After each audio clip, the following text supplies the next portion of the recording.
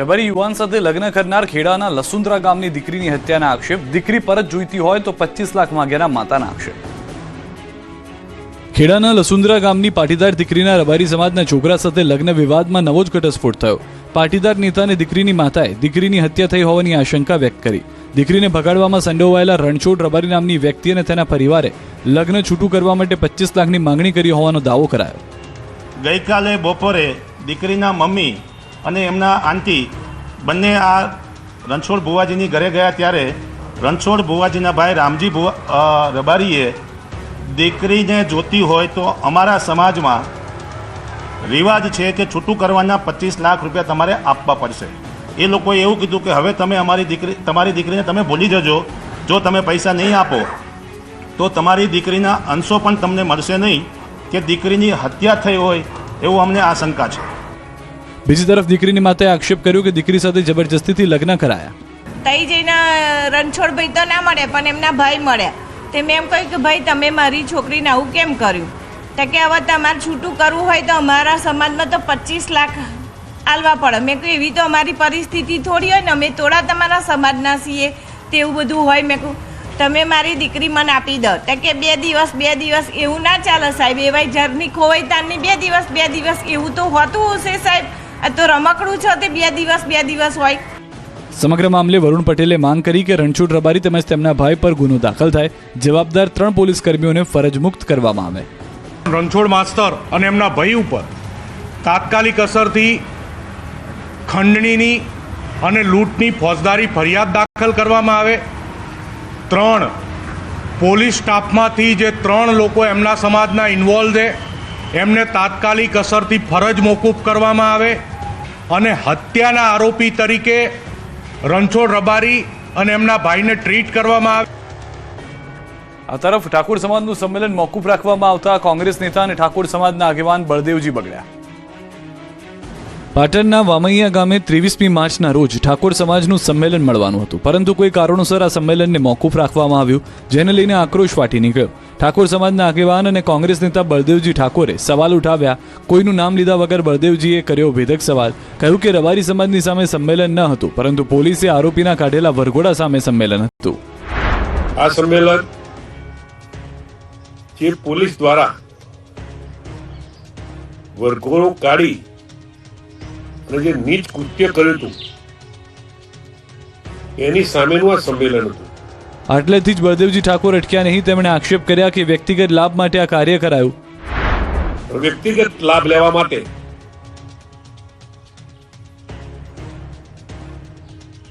સમાજને સંગઠિત થતો અટકાવવા માટે સમગ્ર ઉત્તર ગુજરાતમાં ઠાકોર સમાજ એક થતો હતો એને બ્રેક મારવાની જે કામગીરી થઈ છે એ મારી દ્રષ્ટિએ વ્યાજબી નથી. બળદેવજીએ ત્યાં સુધી કહી દીધું કે ક્ષત્રિયોને એક તાંતણે બાંધવાની આ એક તક હતી. આ તક ગુમાવી મનસા મેલી હતી તે બહાર આવી. તમામ ક્ષત્રિયો જ્યારે એક થતા હતા ત્યારે એને જે લોકોએ અટકાવવાની કામગીરી કરી એ નહીં કરવી જોઈએ. આ એવો મોકો હતો કે સમગ્ર ઉત્તર ગુજરાતના તમામ ક્ષત્રિયો એક તોતણે બંધાવાના હતા. એ તોતણેના બંધાય એની જે મનસા મેલી હતી એ બહાર આવી છે. રાજુલાની હિન્દુ દીકરીએ મુસ્લિમ સાથે લગ્ન કરતા હિન્દુ સંગઠનોમાં આક્રોશ.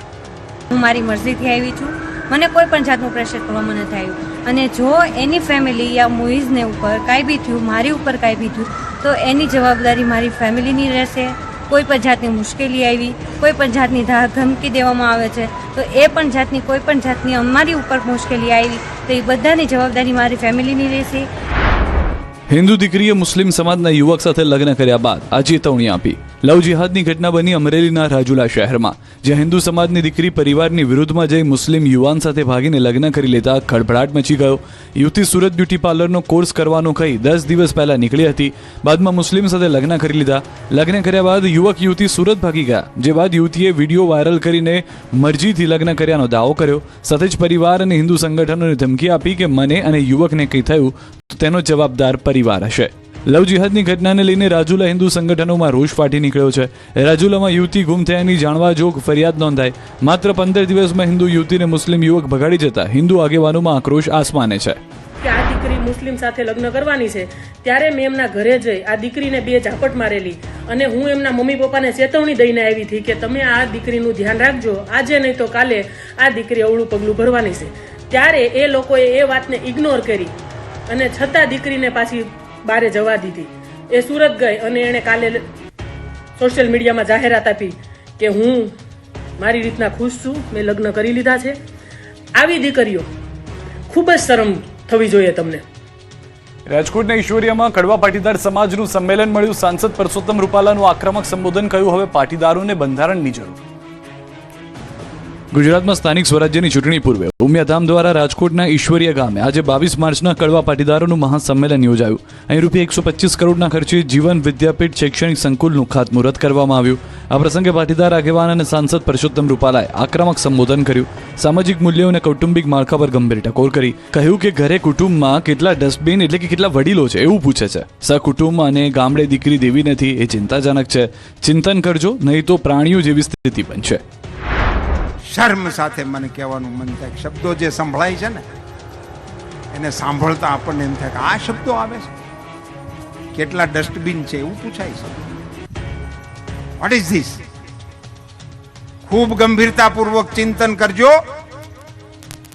સમાજ જો ચેતી નહીં જાય તો પ્રાણીઓની જે દશા છે ને એની દશાથી નજીક આપણો સમાજ સરકી જશે. આટલેથી જ પરસોત્તમ રૂપાલા અટક્યા ન હતા. મોંઘા લગ્નો પર કટાક્ષ કરતા કહ્યું કે લગ્નમાં ખોટા ખર્ચ અટકાવવા માટે હવે સમાજમાં કડક બંધારણની જરૂર છે. સાથે જ કહ્યું કે ગીધ નજરે જુએ એવી ફેશન આપણા સમાજની શોભા નથી. અંગ પ્રદર્શન થાય એવા ડ્રેસ કોડને પ્રમોશન આપવું જોઈએ નહીં. ધ્રોળની અંદર તો કહ્યું હતું કે ધ્રોળના વડીલોએ 65માં બંધારણ બનાવ્યું છે. 65 ની અંદર તેથી વડીલોને ખબર હતી કે બંધારણની જરૂર જોઈએ, હોવું જોઈએ. હવે અત્યારે આપણે સર્વ રીતે સુખી થયા છીએ. માતાજીના 1000 હાથ આપણી ઉપર છે એમ કહેવાનું મન થાય એવો સરસ સમય છે. અને ત્યારે આપણને સામાજિક આપણે કયા સમાજના છીએ એની સ્મૃતિ થાય એવી કોઈ ઘટના આપણી હારે જોડાયેલી જ નથી રહી. આવા કાર્યક્રમમાં આવી તેથી ખબર પડે કે હા ભાઈ આપણે આ મહિલા જ છીએ. અને આમાં તો ઘણાય છે, ના આપણા વરામાં ના આપણા ખરામાં. હવે આપણને એવું કંઈ એવું લાગતું જ નથી કે આપણે આનું કંઈ માનવું જોઈએ, એવું કશું છે જ નહીં.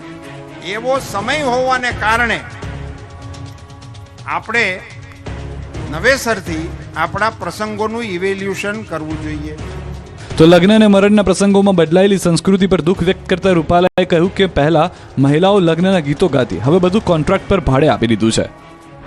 બહેનો, તમને કોઈ દિવસ એવો વિચાર આવે છે કે આવા સુંદર મજાના સ્વર્ગ સમા આપણા જે વ્યવહારો હતા એને હાવ માઇનસ કરીને બેસી ગયા છે? તમારા ગીતોની અલગથી લગ્ન શરૂ થતા હતા, ગીત તમારા મંગલ ગાનથી શરૂ થતા હતા. એને વરરાજાને ગણે બિહારે ન્યાથી તે એક પ્રસંગના ગીત તમારા ગીત વગર પ્રસંગ હાલતા નહોતા. આપણે 100% ભાડા ઉપર કરી દઈએ. શું થયું તમને? એવું કાંઈ ન થયું તમારો આ ગરાહવી હોઈ ગયો? બહેનો, એ તમે હાથે કરીને જવા દીધો છે કે ગયો છે ને તમે જોતા રહ્યા છો? એનો વિચાર એકલા બહેનો ભેગા થઈને વિચાર કરજો કે આ વ્યૂ કેમ ગયું આપણા. તો હાલ સાસુની પીડા પણ વ્યક્ત કરી. પિયર મળવા જવું હોય તો 5 રૂપિયા હાહુ આપે, ઈ લઈને વહુ મળવા જઈ શકતી, ઈ મેં જોયેલું છે. હવે તો પૂછવાનું ઠેકાણું નથી. અત્યારે એક નવી સમસ્યા આવી છે, પરિવર્તનને પેલું છે ધારો સંભાળી દઉં. ઈ એક સાસુ હતા જેનો રોફ હાલતો હતો, ઈ વહુ હતી જે સહન કરતી હતી. એટલે એ પરંપરાગત હાલ્યું આવતું હતું. એટલે વહુને કઈ વાંધો નતો પડતો. એને એમ લાગતું હતું કે આજ ઈ છે ને કાલે આપણે એટલે એ તૈયાર થતી હતી કે આપણે 3 સ્ટાર આવશે, એટલે આપણે તેથી આની કરતા આકરી ઉઘરાણી કરશું એમ કરીને સહન કરતા. હવે એક એવો ટાઈમ બરાબરનો આ ત્રિભેટે આવ્યો છે કે ઉપરવાળાએ એને ગગલાવી લીધા, હવે હેઠવાળાએ ગગલાવે છે. સુરત પોલીસ આરોપીને પકડવા જતા હાઈ વોલ્ટેજ ડ્રામા સર્જાયા. આરોપીના ખભા પર બેસીને દબોચ્યો.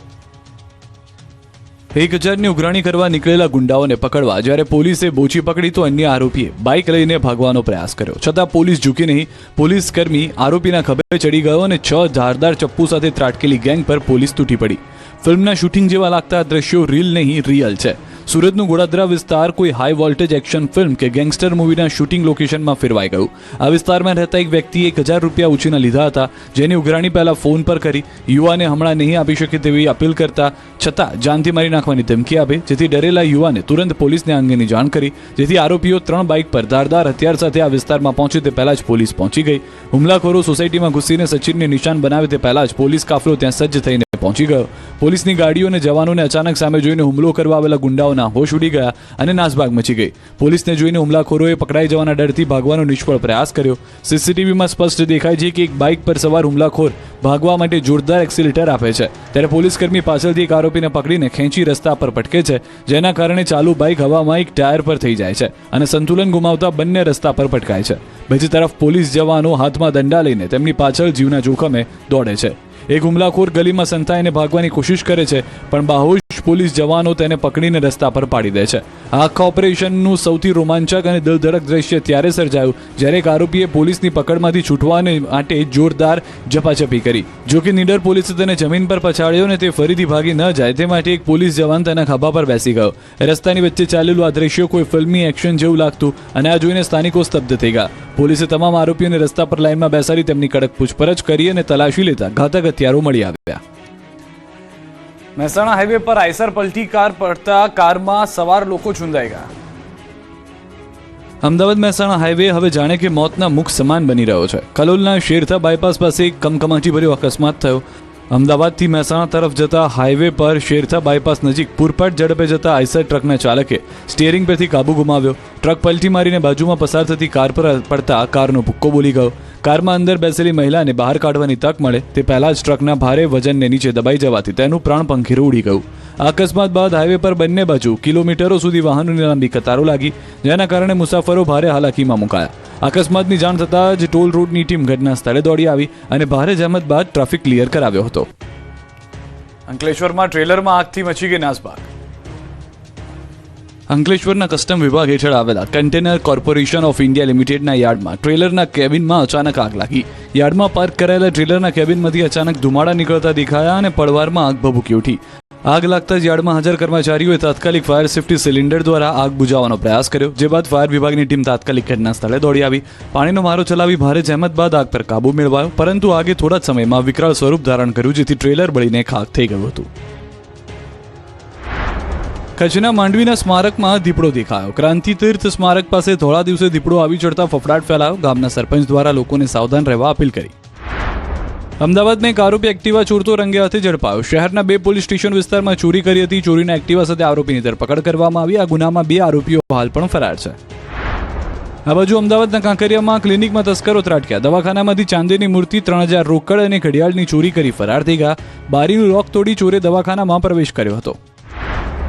આ તરફ સુરતની નવી સિવિલમાં 2 નશેડીઓએ હંગામો મચાવ્યો. પોસ્ટમોર્ટમ રૂમમાં 2 નશેડીઓએ આતંક મચાવ્યો. સિવિલના પૂર્વ વોર્ડ બોય અને ખાનગી એમ્બ્યુલન્સના ડ્રાઈવરે ધમાલ મચાવતા પોલીસે પકડ્યા હતા.